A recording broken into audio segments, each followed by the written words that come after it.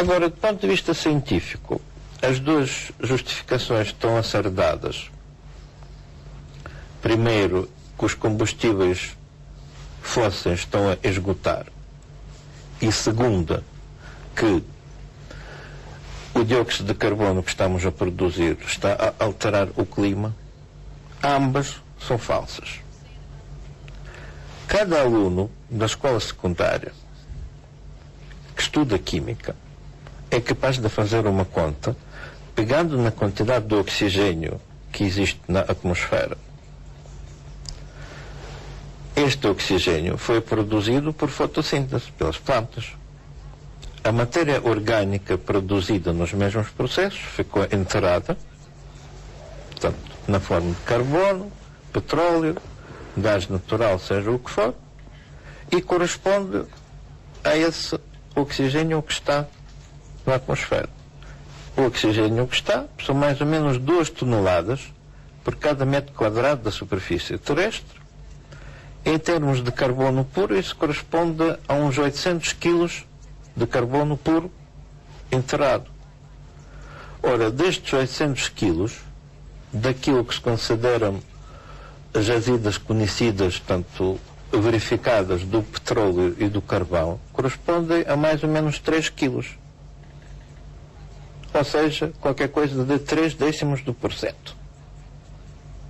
Ora, os restantes 99,7% estão lá enterrados. Alguns podem ser mais difíceis de extrair que os outros. Agora, se não são conhecidos, quem é que vai procurar uma jazida nova do petróleo enquanto a velha está a produzir? A OPEC está a reduzir a extração do petróleo para manter os preços. Imagina que um país qualquer descobre jazidas grandes e começa a vender tanto quanto pode produzir. O que é que vai acontecer? Os preços vão baixar e as petrolíferas, com aquelas jazidas antigas que ainda estão a produzir, vão perder dinheiro, porque investiram em tecnologias que correspondem aos preços já mais elevados do mercado. Portanto, também não é um facto que os recursos naturais vão acabar? Não. Estão por aí algures os restantes 99,7%, que a gente vai descobrir quanto economicamente vai ser necessário. De momento não vai. Por isso não há investimento nesse sentido? Claro. Qualquer investimento nesse sentido seria contraproducente porque baixava os preços. E quem faz o investimento faria perder o dinheiro próprio e dos outros que fazem negócio nessa área. Agora, do ponto de vista científico, a única prova que nos apresentam que o aquecimento global é provocado pelo dióxido de carbono são os modelos climáticos. Portanto, são modelos computacionais, mais ou menos parecidos àqueles modelos que usam a meteorologia para prever o tempo, portanto, modelos de circulação atmosférica e oceânica, acrescentando aí os fatores do efeito de estufa, ou seja, a absorção da luz infravermelha emitida pela superfície terrestre, a absorção pelos gases atmosféricos. Aí o mais importante de longe são os vapores de água, depois temos dióxido de carbono, temos metano, ozono se quiser também, está lá porque é um gás trimolecular, portanto tudo que tenha mais de 2 átomos absorve no infravermelho. Portanto, a ideia dos senhores, portanto, do tal painel intergovernamental de alterações climáticas era precisamente desde o início de demonstrar que o aquecimento que houve mais na segunda metade do século XX foi provocado pelo dióxido de carbono. Portanto, pegaram naqueles modelos, acrescentaram dióxido de carbono, fizeram os cálculos e viram que não dá.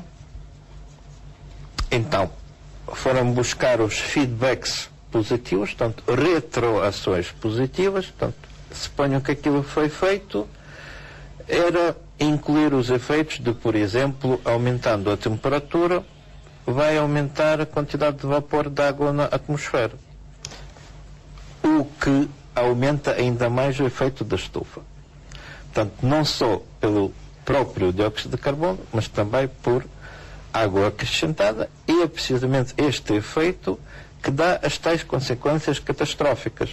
Ou seja, as previsões que o painel publica correspondem ao aquecimento entre 1,5 grau até 6 ou 8 ou até infinito, depende de como a gente interpreta os números. Portanto, há várias hipóteses por onde fazer a média, com o valor médio à volta de 3,5 graus.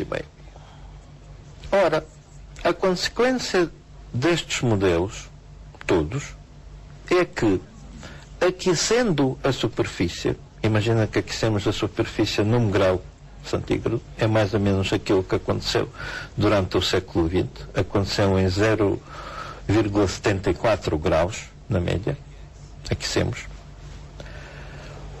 O que vai acontecer com radiação infravermelha, segundo os modelos, vai diminuir. Agora, podemos ver os dados experimentais. Existem os satélites que andam por aí nos últimos 20 ou 30 anos, medindo vários fatores climáticos. Os dados do satélite dizem exatamente o contrário. E o que melhor corresponde ao bom senso, ou seja, aquecendo, emite mais. Portanto, Utilizando estes dados dos satélites e corrigindo as previsões do painel intergovernamental, em vez de 3,5 graus, a gente vai, no máximo, ter meio grau. E isso até pode ser positivo, não é? E isso, por um lado, catastrófico já não é, porque o sistema climático dos modelos é um sistema climático inerentemente instável, ou seja, alterando alguma coisa, neste caso a quantidade do dióxido de carbono, que aumenta a temperatura, o sistema climático, segundo os modelos, amplia esta alteração. De 3 vezes, de 5 vezes, portanto, amplia. Na realidade, a realidade é exatamente contrária. O sistema climático reduz todas as alterações, ou seja, é estável. Não tem qualquer tendência de aquecer ao infinito. Porque existem processos, nomeadamente a formação das nuvens, quando aumenta a quantidade dos vapores de água na atmosfera, o processo predominante, de facto, é um aumento da formação das nuvens, e as nuvens refletem a luz incidente do Sol. Portanto, essa luz nunca chega a aquecer a superfície. Não perca o seu raciocínio, temos só para avisar, temos a 4 minutos do fim, mais ou menos. E eu queria só concretizar esse ponto que já abordámos de certa forma há pouco, que é, portanto, é um crime contra a humanidade o protocolo de Kyoto, por exemplo, tendo em conta esses dados? Bom, aquilo é uma disparate, primeiro porque mesmo implementado só dá qualquer coisa de centésimas de grau de diferença. Portanto, o esforço é demasiado para o benefício que daí pode haver. Mesmo entendendo que haja necessidade. Então, esse esforço, estamos a falar de consequências eventualmente sobre a economia, eventualmente sobre economias de todos os países, nomeadamente os países em vias de desenvolvimento. Em vias de desenvolvimento. Agora, o principal que eu queria referir é que o painel intergovernamental, olhando bem ao assunto, nem é capaz de ter alguma ideia do estado futuro do clima. E a razão é muito simples. Existe na Inglaterra um senhor chamado Piers Corbyn, cujo website é www.weatheraction.com, que faz previsões do clima, do tempo, e inclusivamente dos acontecimentos climáticos extremos, aquilo que meteorologia normal nem atreve a fazer, com até um ano de antecedência, acertando, por exemplo, na data de um furacão tropical, aquilo tipo Katrina ou coisas do género, em 5 casos dos 6. Portanto, prevê catástrofes naturais com alguma antecedência. Sim. Portanto, ele tem uma teoria chamada teoria solar do clima, Que é aquela que o Igor faz referência no seu artigo. aplica aquilo e consegue prever qualquer coisa com um ano de antecedência. Agora, como sabe, as previsões do tempo, aquilo que faz a meteorologia tradicional, não vão para além dos 10 dias. E 10 dias já com não muito fiáveis, não é? Porquê? Porque falta, nestes modelos, tanto meteorológicos como do painel intergovernamental, falta a tal física que é utilizada pelo Sr. Corbett.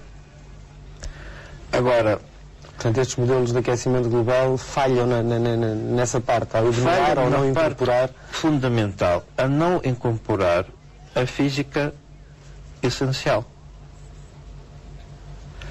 Nesta medida, obviamente conseguem, por exemplo, descrever o aumento de temperatura atribuindo isso ao dióxido de carbono. Entretanto, aqueles modelos não conseguem prever mais coisa nenhuma, a não ser o aquecimento, como foi mostrado, por exemplo, como aquele caso de radiação infravermelha.